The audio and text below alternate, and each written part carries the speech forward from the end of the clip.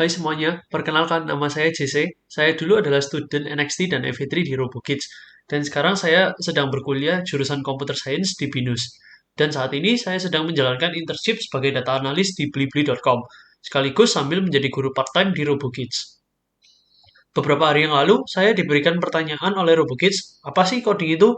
Dan apa sih manfaatnya dari belajar coding? Jadi, pada kesempatan kali ini, saya mau sharing sedikit tentang coding dan manfaat dari coding berdasarkan pengalaman saya. Jadi, untuk memahami coding, itu seperti ini. Jika kita ingin membuat komputer itu membantu mengerjakan pekerjaan kita, maka komputer itu harus memahami dan mengetahui apa sih yang mau kita kerjakan atau apa sih perintah dari kita. Supaya komputer itu paham, tentu saja kita harus memberikan perintah dengan menggunakan bahasa yang dipahami oleh komputer itu sendiri, bukan menggunakan bahasa manusia, karena tentu saja komputer tidak bisa memahami bahasa manusia. Jadi coding itu sendiri adalah memprogram atau dengan kata lain menuliskan kode atau bahasa yang bisa dipahami oleh komputer itu sendiri.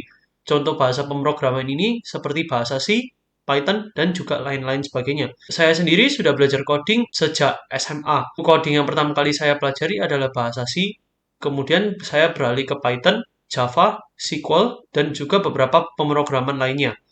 Dari pembelajaran coding ini, manfaat yang paling saya rasakan sendiri ada dua. Yang pertama yaitu melatih pola pikir atau logika saya. Ketika belajar coding, kita pasti belajar untuk membuat program yang bisa menyelesaikan suatu permasalahan. Dari sini, tentu saja untuk menyelesaikan permasalahan tersebut, logical thinking skill kita akan secara otomatis terasah dengan sendirinya. Mengapa? Karena soal yang dikerjakan pada saat mengikuti pelajaran coding tidaklah mudah. Dalam menyelesaikan permasalahan coding ini, pasti terdapat beberapa permasalahan atau error yang tidak kita duga. Di situ, semakin banyak kita menjumpai error ini, kemampuan berpikir kita akan terus terasah, karena kita pasti akan berusaha terus mencari cara untuk menyelesaikan error atau permasalahan ini. Pelajaran kedua yang saya rasakan adalah kesabaran, ketekunan, dan keberanian untuk mencoba. Seperti yang saya katakan, belajar coding pasti kita akan menjumpai banyak problem-problem yang susah.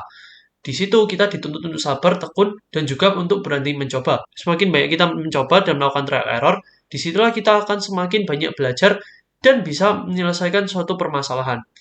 Jika kita mudah menyerah dan akhirnya langsung meminta arahan dari guru atau mentor kita, maka yang terjadi adalah kita tidak akan belajar apa-apa. Sebenarnya masih banyak manfaat lain yang bisa dirasakan dari belajar coding.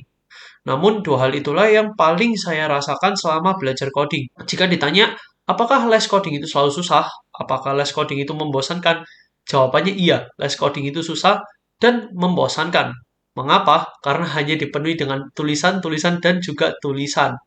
Tetapi, seiring dengan kemajuannya zaman, sekarang banyak banyak banget loh les coding yang menyenangkan dan bisa dinikmati oleh anak-anak. Salah satu contohnya adalah belajar Scratch di RoboKids. Scratch ini adalah sistem coding yang dibuat fun, dengan cara diberikan gambar-gambar yang menarik sehingga lebih menghibur dan biasanya cocok untuk anak-anak yang baru mau mencoba merasakan coding. Selain itu, belajar robot bersama RoboKids juga bisa disebut sebagai belajar coding. Mengapa? Dalam belajar robot, kita tidak hanya merakit robot, namun kita juga diminta untuk membuat program untuk membuat robot itu bergerak dan menyelesaikan misinya. Nah, dari membuat program untuk robot ini bergerak menyelesaikan misi ini, pola pikir kita diasah seperti kita belajar coding. Jadi belajar robot ini secara tidak langsung bisa disebut juga sebagai belajar coding. Jadi belajar coding ini memiliki banyak manfaat yang baik, terutama untuk logika kita. Tapi belajar coding itu tidak harus langsung mulai ke coding yang benar-benar coding seperti Python maupun bahasa C. Kita bisa memulainya dari pelajaran yang sederhana dan menghibur. Sekian dari saya, terima kasih.